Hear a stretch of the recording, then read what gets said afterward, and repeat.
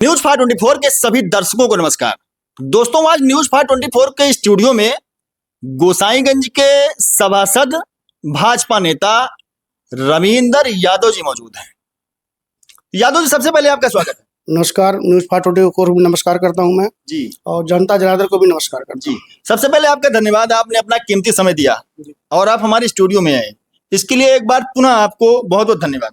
आपको भी धन्यवाद देना चाहता हूं कि आपने हमें बुलाया जी और हमें अपने बात रखने का मौका दिया। चलिए, तो सभासद महोदय, आज हम शुरुआत करते हैं उस मुद्दे से जो अभी 4 दिन पहले आपके वार्ड में हुआ था। जी। आपके वार्ड में, जो कि महादेवा घाट के बगल में जो हाईवे गया, उसी के बगल में आपका वार्ड है। जी जी। और उसी में एक सार्वजनिक रास्ता है जी, जो पाटन गली से होकर रोड पे निकलता है। पाटन दिन गली से होकर रोड पर निकलता है। उसी रास्ते को लेके एक नगर पंचायत द्वारा जेसीबी आई थी। जी जी। उसी से लोग नाराज हो गए। ऐसा बताया गया है कि वो रास्ता बंद करने के लिए आई है और लोगों ने नाराजगी व्यक्त किया। कुछ लोगों ने ईओ चेयरमैन के खिलाफ विरोध किया, भाई जेसीबी बिना नगर पंचायत की सूचना कैसे आ गई। तो आप साथ में बताइएगा ये मामला क्या है और क्या जेसीबी बिना किसी आदेश के अचानक आ गई थी? क्या पूरा मामला बताइएगा भैया। इसमें किसी का आदेश नहीं था जेसीबी लाने के लिए, न यो का साहिबा का न चेयरमैन साहिब का था।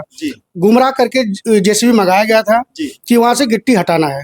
ये नगर अध्यक्ष को भी नहीं मालूम है, न यो साहिबा को मालूम है। ये गुमराह किया गया था, वहां से गिट्टी हटाना है, लेकिन उसी आड़ में गिट्टी हटाने का प्रबंधन किया गया था। तो इसका मतलब ये है कि जो पूर्व सभासद हैं उनके द्वारा ये काम जो किया गया होगा। बिल्कुल बिल्कुल जी, बिल्कुल उन्हीं द्वारा मंगाया गया था जेसीबी और ट्रैक्टर ट्राली कि हम गिट्टी यहाँ से हटवा दें। गुमराह करके मंगवाया गया था। ये नहीं कहा गया था गिट्टी हटवाएंगे, ये कहा गया था गिट्टी को हम समतल करेंगे। जी। चलिए, अब एक यहाँ पर एक सवाल है। जैसे वो पूर्व सभासद हैं अशोक चौरसिया जी, हम नाम ले लेते हैं। जी जी। और क्या बिना नगर पंचायत के किसी कर्मचारी की मिली भगत से जेसीबी वहां पर आ गई? क्या ऐसा संभव है? नहीं, उन्होंने निवेदन किया था उत्कर्ष जायसवाल जी से कि भैया गिट्टी जो है रोड पे फैल रही है, नालियों में जा रही है, तो आप जेसीबी भेज देंगे तो इसको गिट्टी हम समतल करवा देंगे। तो उत्कर्ष जायसवाल ने जी ने सोचा कि ये गिट्टी समतल हो जाती है, नालियां न भटने पाए, इसलिए उन्होंने जेसीबी भेज दिया। यही कारण था। चलिए, और उनके मन में क्या था? मन में ये था कि हम गिट्टी को हटवा देंगे, यहाँ रास्ता नहीं बनने पाएगा। लेकिन वो सार्वजनिक रास्ता चौड़ा बढ़िया एकदम बन गया है। और क्या अब उस रास्ते को रोका जाना, क्या रुक सकता रास्ता? उस रास्ते से करीब 250 परिवार जुड़े हैं और 250 नहीं, हम कहेंगे पूरा बाजार जुड़ा है, क्योंकि उसी रास्ते से महादेवा घाट पे आना जाना रहता है। किसी को सुधवारी करना होगा उसी रास्ते जाएगा, 84 को उसी प्रकार में मेला लगता है उसी रास्ते जाता है। नदी पे कोई स्नान करना हुआ या कुछ भी, वहाँ मरी हाल मतलब वहाँ पे शादी ब्याह भी होता है, वही रास्ता आने जाने का एक ये है। तो रास्ता यह आज से नहीं, आदिकाल से चला आ रहा है, हमारे दादा बाबा के जमाने से है, तो हम इसको बंद करने का हमारा किसी का अधिकार नहीं है। चलिए, तो क्या वो रास्ता रविंदर यादव के कार्यकाल में बनाया जाएगा? बिल्कुल बनाया जाएगा। रविंदर यादव काल का ये नगर और मोहल्ला वालों के हित में है कि वो रास्ता बने। अब फिलहाल हमारे पूर्व सभासद माननीय अशोक चौरसिया जी भी सहमत हो गए हैं। उन्होंने अपनी कमी कहो या गलती को उन्होंने थाने में जाके स्वीकार की है। लोगों मोहल्ला वालों ने एक एप्लीकेशन दिया, थाने में तहरीर दिया था, तो उन्होंने स्वीकार किया कि हाँ ये रास्ता बनना चाहिएगा। इसमें हमारी कोई अब आपत्ति या हमारी कोई हस्तक्षेप नहीं होगा। अगर होता है तो खुद वो जिम्मेदार होंगे इसके लिए। सही है। जैसे कि अशोक चौरसिया जी का एक उनकी पीड़ा थी कि भैया मौजूदा सभासद नगर के लोगों को गुमराह करके हमें परेशान कर रहे हैं, हम पीड़ित बहुत हैं, जैसा कि वो वहां पर चिल्ला रहे थे। उनका एक वीडियो वायरल हुआ था, न्यूज 524 के चैनल पर भी वायरल हुआ था। उनका कहना है कि सभासद जो है रविंदर यादव जी, वो भाजपा के नेता भी हैं। अब भाई उनकी सत्ता है तो हमको परेशान कर रहे हैं क्योंकि हम पूर्व सभासद हो गए हैं। जरा आप इस पर कुछ अपना पक्ष रखिएगा। इसमें सत्ता और विपक्ष का कोई मतलब ही नहीं। हमारी योगी सरकार जी ने, मोदी जी ने तमाम रास्ते बनवाए हैं। यूपी ऑल इंडिया में सड़कें ही बन रही हैं और विकास का मेन कारण रास्ता ही होता है। अगर रास्ता नहीं है, विकास कहाँ से होगा? वहां से अगर किसी घर में एम्बुलेंस जाना हो, काली महल चौक जाता है, गाड़ी कैसे जाएगी? और फिलहाल हम अशोक चौरसिया जी का बहुत सम्मान करते हैं, हमारा सीनियर लीडर है वो। हम ये बता दें उनको, वो कह रहे थे हमारे पीछे पड़े हैं, तो पीछे पड़ने वाला हमेशा छोटा होता है। हम पीछे नहीं पड़ते, हम आगे चलते हैं। पीछे पड़ के क्या करेंगे? हम मुड़ के पीछे पड़ के, भाई सत्ता जो आपकी है, आप तो इस समय जो आगे चल रहे हैं। नहीं, सत्ता हमारी नहीं है, सत्ता जनता की है। जनता जनार्दन की सत्ता है। जनता जिसको चाहेगा सिरमौर करेगा, जो अच्छा काम करेगा वो रिटर्न मारेगा, जो गलत काम करेगा वो बैकफुट पे जाएगा। ऐसा बताया जाए कि सत्ता आपके पास इस समय डबल पावर है, पहला तो आप सभासद हैं, दूसरा आप भाजपा के नेता हैं, आपकी सरकार है। भाजपा जनता की सेवक है। हमेशा भाजपा ने जो काम किया है जनता के भलाई के लिए किया है। प्रधानमंत्री आवास योजना दे रहा है, बिना किसी भेदभाव के दे रहा है, जात पात बिना देखे दे रहा है। आप हिंदू या मुस्लिम, सिख, ईसाई ये नहीं देख रहे हैं। आप पात्र में तो आप ले जाइए, उज्ज्वला योजना के पात्र में आप ले जाइए। और सड़क आप किस जात के नहीं देख रहा, ये सड़क जरूरी है, ये लिए सड़क बन रहा है वो। चलिए, एक अहम सवाल जो उस दिन आपके वार्ड में हुआ, जी जी। उसमें किसकी गलती थी? क्या हंगामा, प्रदर्शन, ईओ चेयरमैन के प्रति नाराजगी, पूर्व सभासद का गला फाड़ फाड़ के अपनी पीड़ा को जाहिर करना, जी जी। क्या ये वहां पर होना सही था?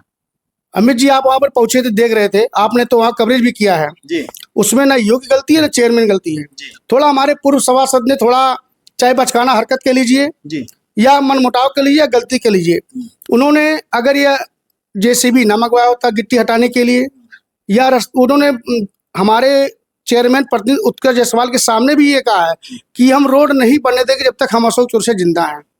उन्होंने कहा है, गवाह है, अशोक प्रतिनिधि, वीडियो भी है, और उत्कर्ष जायसवाल के सामने कहा है, जमीन पे हाथ पटक के उन्होंने कहा मैं सल्फास खा लूंगा और तुम्हारा नाम ले लूंगा।